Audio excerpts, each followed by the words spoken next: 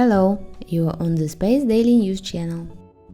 SpaceX has returned its newest Super Heavy to Starbase's orbital launch site. After rapidly repairing damage the booster suffered during its first round of testing. Super Heavy Booster 7 left the high bay it was assembled in for the first time on March 31st and rolled a few miles down the road to nearby Starship launch and test facilities. On April 2nd, the roughly 67-meter-tall rocket was installed on top of Starbase's lone orbital launch mount, setting the stage for crucial qualification testing. The start of that process was exceptionally successful. On April 4th, SpaceX quickly filled Booster 7's propellant tanks with cryogenic fluid to simulate the thermal and mechanical characteristics of real flammable propellant.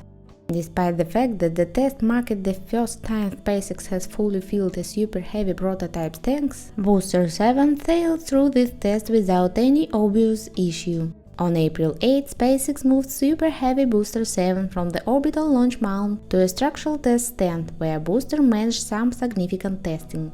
The test stand was able to simulate the thrust of Raptors to some degree and subject the booster to major mechanical stress that was felt from tip to tail. Within a few days, Booster 7 was removed from the test stand with an extensive damage inside it. This damage looks like after an unsuccessful day of structural testing, SpaceX operators have accidentally closed or opened the wrong valves while draining the booster's transfer tube.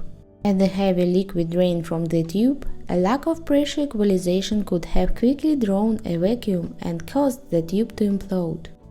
But SpaceX has repaired the upgraded Super Heavy, and on May 6, Booster 7 was rolled back to the launch site and installed for the second time on the orbital launch mount.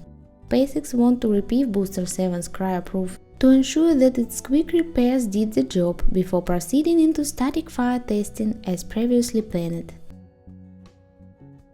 Space Daily will follow the news.